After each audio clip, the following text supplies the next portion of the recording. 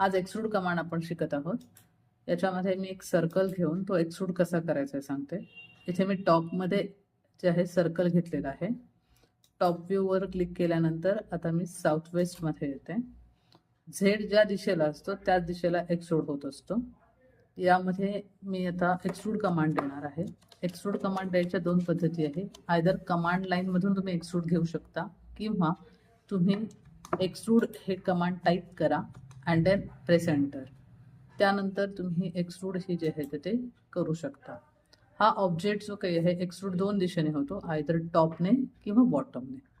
आता हा जो आहे तो शेडेड विथ एजेस ऑन आहे.